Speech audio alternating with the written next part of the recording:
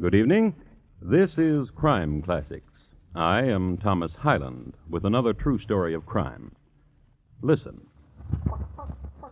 That's a chicken. She's a fat one. She's doing practically all the things a chicken can do. And besides all this cleverness, she's about to perform her primary function. She's going to be a dinner. The lady who carries the bird in her left hand is named Abby Durfee Borden, stepmother to Emma and Lizzie Borden. Mrs. Borden weighs over 200 pounds. The curved-handled axe she holds in her right hand is her favorite when she goes out amongst the chickens. Her favorite because with it she does such a neat job, which is more than I can say for the person who murdered Mrs. Borden and her husband, Mr. Borden. So tonight, my report to you on the bloody, bloody banks of Fall River. Crime Classics, a new series of true crime stories from the records and newspapers of every land, from every time. Your host each week, Mr. Thomas Hyland, connoisseur of crime, student of violence, and teller of murders. Now, once again, Mr. Thomas Hyland.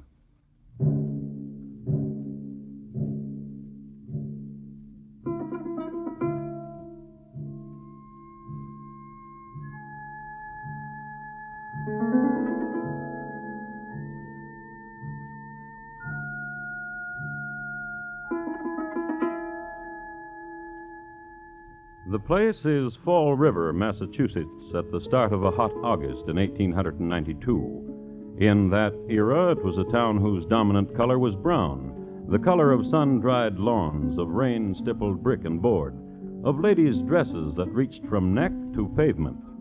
Next in popularity, as far as color went, was black. It was a stern time and a stern place, and bleak, where certain types of smiles were suspect, and where women only dared to stretch in the privacy of kitchen or boudoir. It was a time, too, when 18 was the age of marriage, and a single woman of 32 had to find surcease in this way: breaking saloons' windows, knitting, secretly tearing from the newspaper the latest picture of John L. Sullivan, also Jim Corbett, who was rumored to be more of a gentleman, or this way.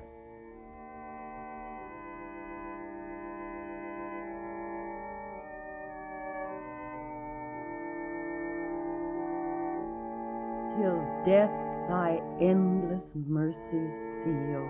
Lizzie Borden's way.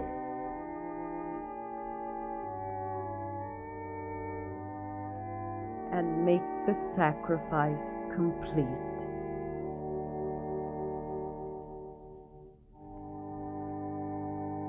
Amen. There now. How did you like that hymn? Oh, very much, Reverend Job. And then I shall write my brother to send me the rest of the new ones from New York. I trust your judgment, Miss Borden, implicitly. How is your brother? Oh, he's getting married. Married? Didn't I tell you? No. No, you didn't. I'm sorry. I think, Reverend, you might have let me know in another way. Less blunt.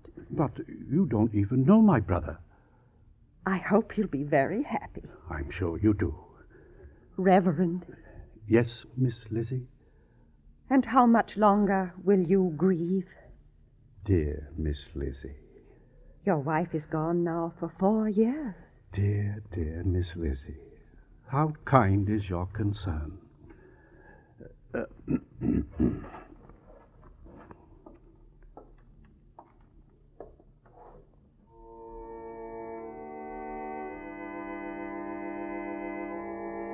Still let me prove thy perfect will.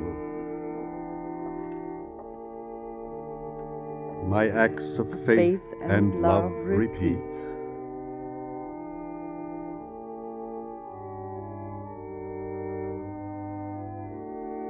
Till death thy endless mercies seal.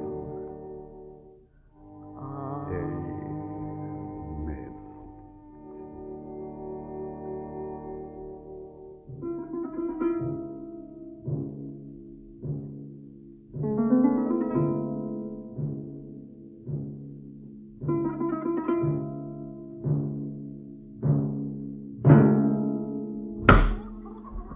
Your father likes chicken, Lizzie.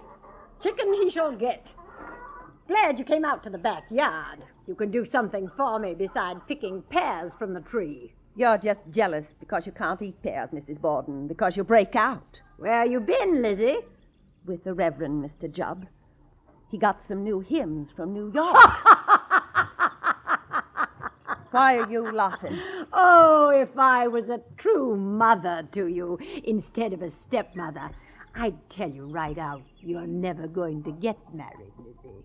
New hymns from New York, your work with the Fruit and Flower Mission, none of these are going to help. If I was a true mother to you, I'd tell you all of those things, but tenderly. Yes, Mrs. Borden. And it eats inside you, doesn't it, stepdaughter? Yes, Mrs. Borden. You and your sister Emma, old maids. They say that about you. Did you know that? Yes. Yes, Mrs. Borden. Here. Least you can do is some work. You can pluck a chicken as well as anyone. Yeah, well, I do the other. Get used to being useful. That's a way to live, too. Take it. All right.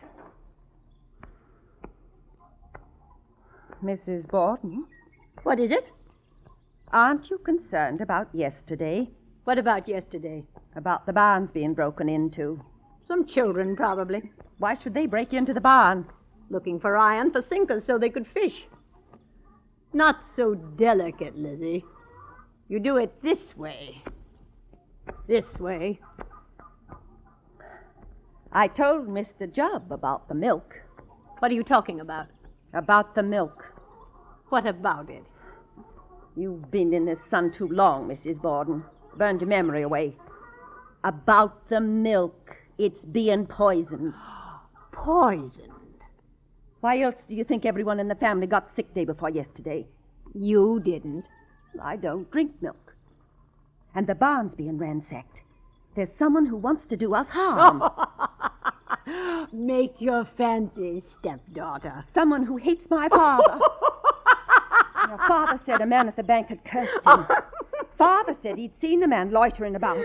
Oh, now we've come to it, haven't we? What? Now we've brought the conversation around. What? Your father. Tell you something. He doesn't care for you. He doesn't care for you at all. He loves me. Not at all. What's the matter? Blood. All over my hands. Blood. Ooh. Chicken blood. It'll wash off. That's the trouble with you, Lizzie. You shudder your way through. What did you do that for? What did you smear that blood on my face for? To see how you look, Mrs. Borden.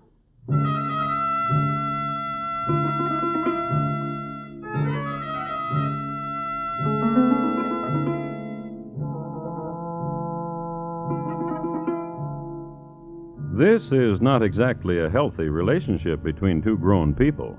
But let's face it, the possibility of a lady's liking another lady in the Borden household was pretty remote.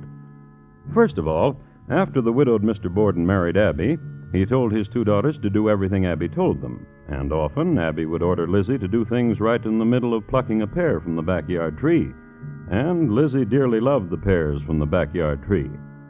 Also, it was a constant source of wild hilarity for Abby that neither of her stepdaughters had been taken as bride. She'd gotten married, but Lizzie never did, nor Lizzie's sister, Emma.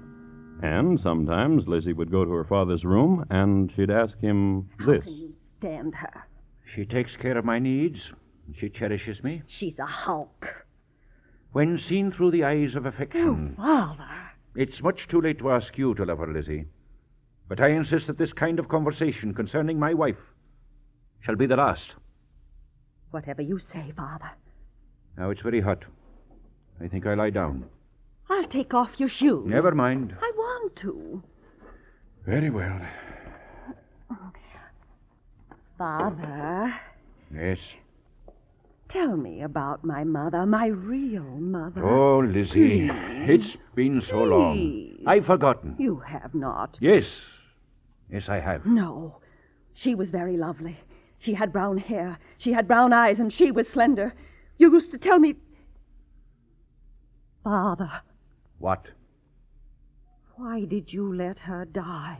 She had a sickness for which... You let her die. You could have saved her, and you let her die. Lizzie! And you married that hulk. I forbid you... Father, listen to me. I forbid you to speak of my wife in such a manner. Let's go away from here, Father. Away? Yes, you and I. Give that woman this house, and we'll go away.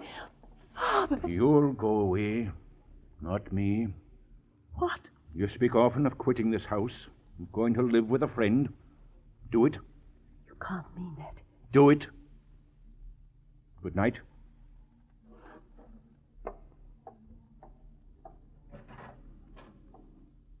Father, I want you to know I always love you, no matter what you say to me. I know, and I'm sorry for you. Good night, Lizzie.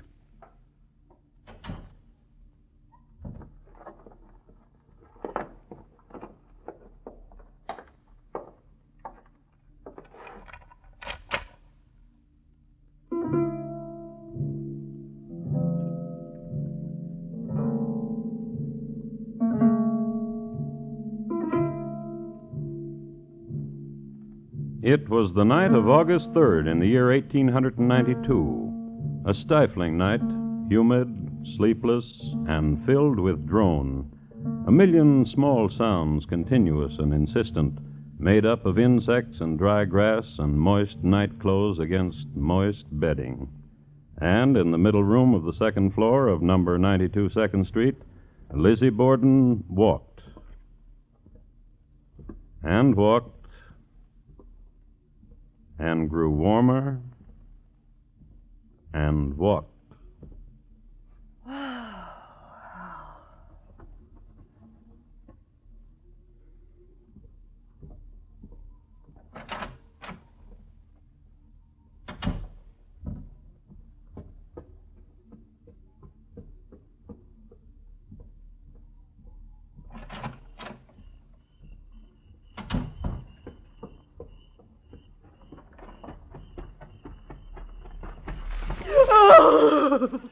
And Lizzie Borden wept. Her face pressed to the earth, she wept. And in a little while, for some reason or another, she got up and walked over to the pear tree and plucked a pear and ate it and smacked her lips, sweet with juice, at the moon. Lizzie Borden.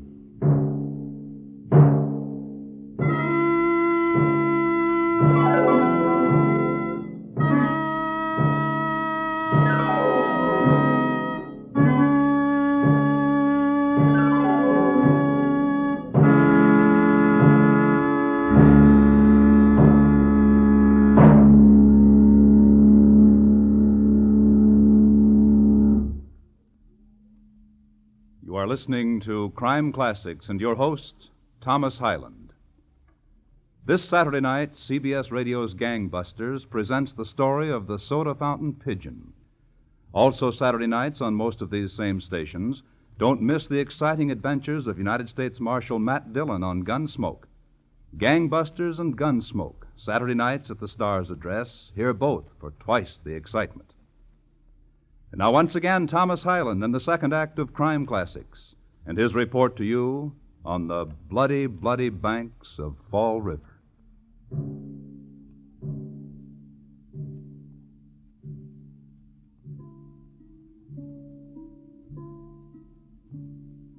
I'd like to give you a brief rundown on the Borden family.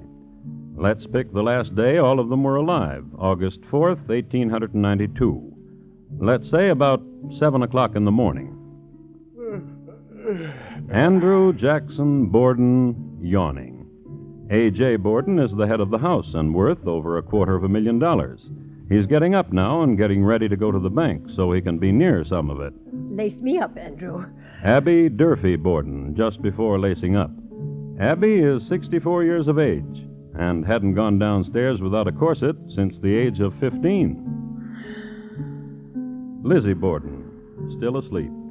Nightclothes on the chair where she left them last night, and dreamless. Woman in bed.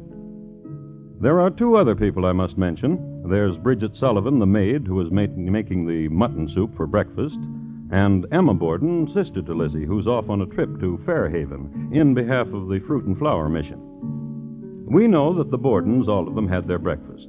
We know that Mr. Borden left the house at 9 o'clock for the bank. And we know that Bridget washed the windows in the attic. And we know that, as Bridget sat on the windowsill, washing in such a way that a good part of her was hanging over 2nd Street, Lizzie Borden was inside, holding her feet so Bridget wouldn't fall. And we know, too, that there was conversation. I don't feel so good. Why? What's the matter? My stomach still hurts when I press it. It's from the other day. When the milk was poisoned? No, I don't think it was the milk. It was the bananas. I think Mrs. Borden fried them too long. And I always say that bananas fried too long in mutton soup don't go well together. Oh, help me inside, Lizzie. Here, press me. Here. Oh! You see? Well, then you should lie down, Bridget, and sleep. Oh, if I could, I would. But I got these windows to do. You just lie down here in your room and sleep. Oh, but you do what I tell you. If you mean it, there's nothing I'd like better. I mean it. I better inform Mrs. Borden where I'll be No. on vacation. Oh, I better. No. Mrs. Borden is going out soon. Going out? Oh, she did now and napping. I really do.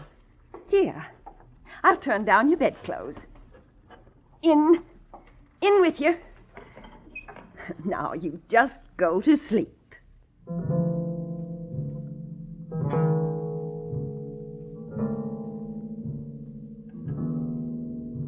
Saying that to Bridget, You go right to sleep. saying a thing like that was like putting chloroform under Bridget's nose. She was a snoozer, that one. When she worked, but get her on a feather bed, good night all, off she went. Lizzie tucked her in and watched over her for a few minutes, and then Lizzie went downstairs and into the guest room. Hello, Mrs. Borden. What do you want, Lizzie? I thought you'd gone out. What made you think that? I just thought so. And now what do you want? What are you doing in this room, Mrs. Borden? And why shouldn't I be here? Bridget could make up the guest room. You don't have You to. know very well Bridget is not allowed to clean any of the rooms on the 2nd floor. Oh, yes, But Father's coming home. That's strange. The side door's locked. He can't get in. It's never locked this time of day. Howdy. Just a minute. Haven't you got a key? Why is the side door locked? I don't know. Haven't you got a key? No. Come down and open the door. Try the front one. All right. Wait a minute.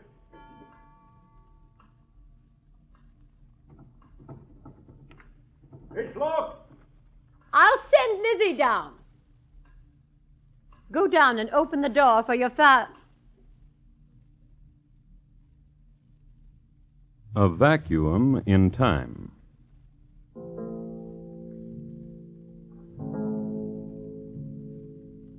Here is where truth ends and knowledge.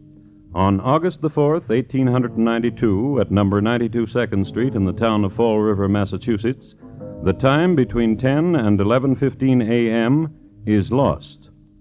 Lost, that's the only word for it. Wrenched somehow out of the rest of time and lost. And started again when that happened.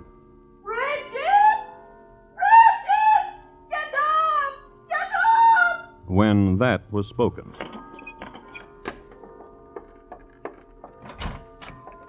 Did you call me, Miss Lizzie? Come downstairs, quickly!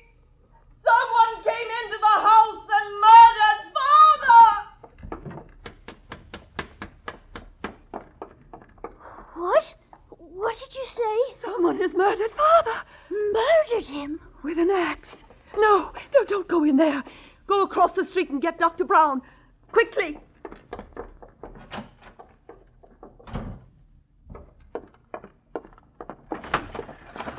Mrs. Churchill! Mrs. Churchill! Please, come over. Someone has hit Father with an axe and killed him. Come in through the front door. It's open.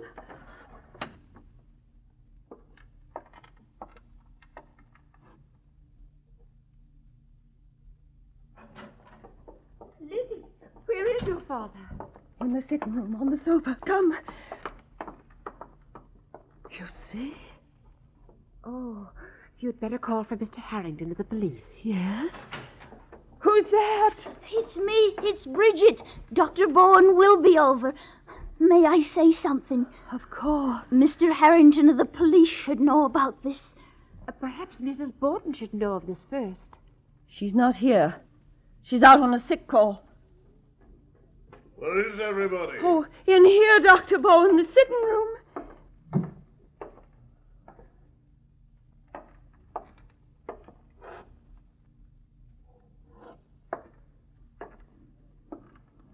Your father is quite dead, my dear. Yes. I suggest you so inform the police. Inform Mr. Harrington. I'll see to it. You're very kind.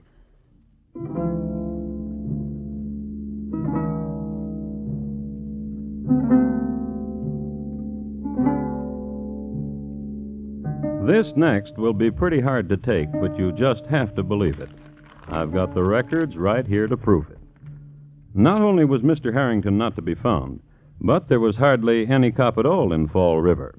At this very moment, most of them were taking part in the annual excursion of the Fall River Police Association at a shore resort at Rocky Point, which is near Providence, Rhode Island. So, even as Mrs. Churchill was yelling her lungs out for a policeman, they were running sack races, splitting up into quartets for singing purposes, and the more athletic were getting their mustaches wet in the Atlantic Ocean. However, a Marshal Hilliard, who had gotten up too late to meet the trolley which met the excursion train, was sulking around town, and he's the one Mrs. Churchill spotted. She brought him back to number 92 2nd Street. Here, the marshal viewed the body, gave condolences to Lizzie, and set about looking for clues. During his search, Mrs. Churchill made a remarkable discovery. Lizzie, Yes, Mrs. Churchill? I've just been up on the second floor. Yes. Your mother's up there. She's not my mother. She's my stepmother. She's dead. She's my stepmother. It looks like somebody took an axe and... well, she's dead.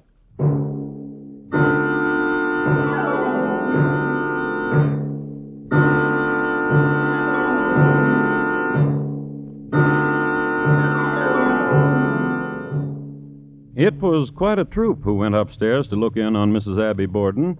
There was Lizzie and Bridget and Marshal Hilliard. Then there was Mrs. Russell and Mrs. Bowen and several other ladies who happened in off the street. Then there was Dr. Bowen, and in a little while the Reverend Mr. Jubb happened in. The latter was the kindest of all to Lizzie.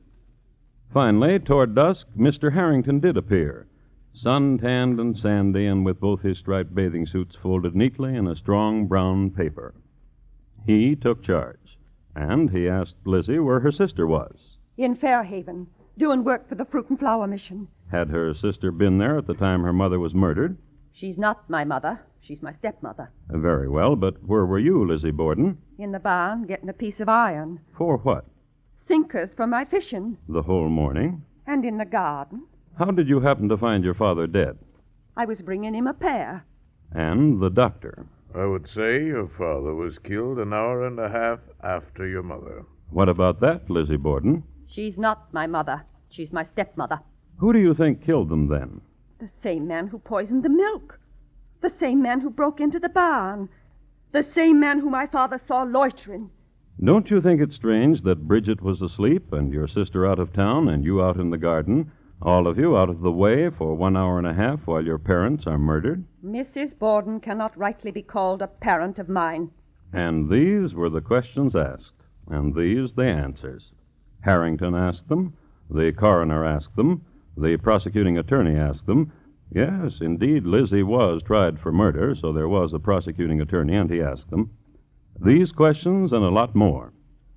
The trial lasted 13 days, and Lizzie Borden was adjudged not guilty.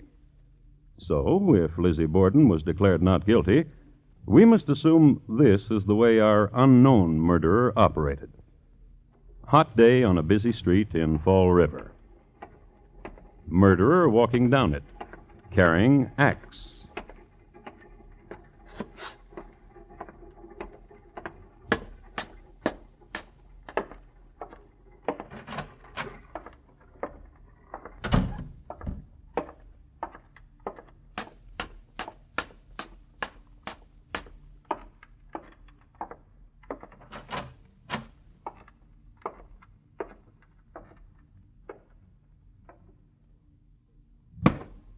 Mrs. Borden disposed of.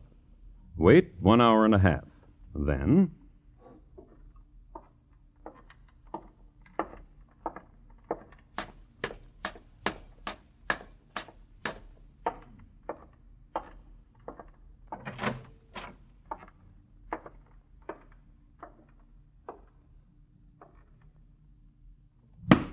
Mr. Borden. Then,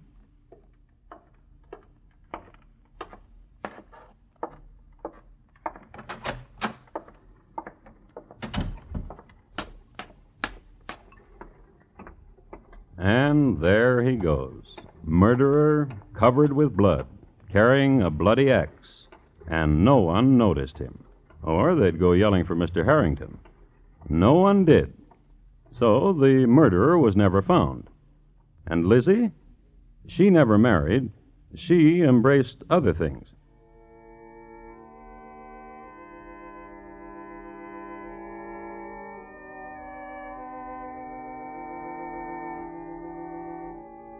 Till death thy endless mercies seal.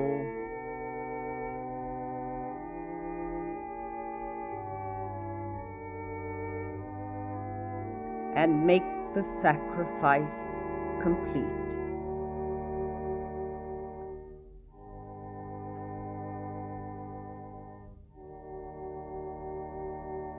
Amen.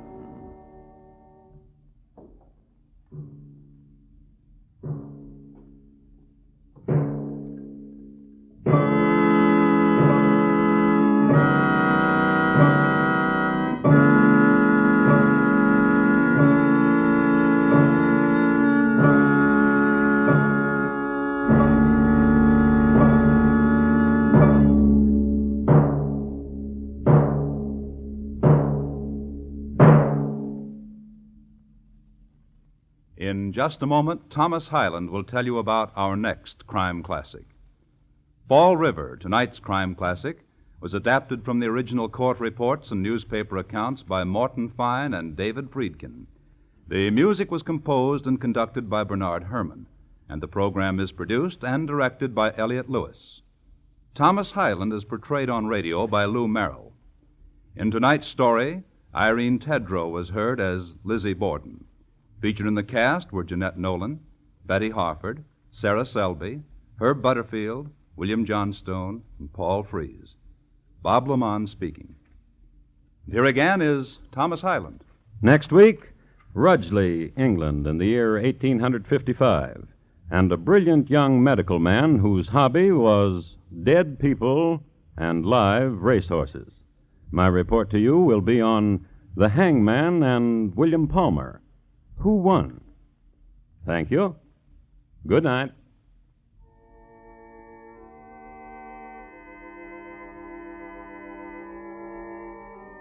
Tomorrow night, Van Johnson stars in the Thursday theater production of The Old Man's Bride.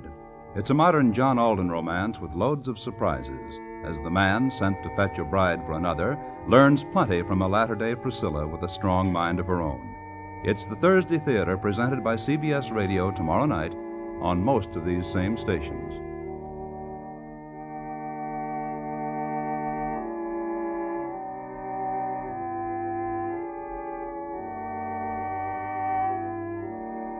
Thursday nights, Marlena Dietrich stars in Time for Love on the CBS Radio Network.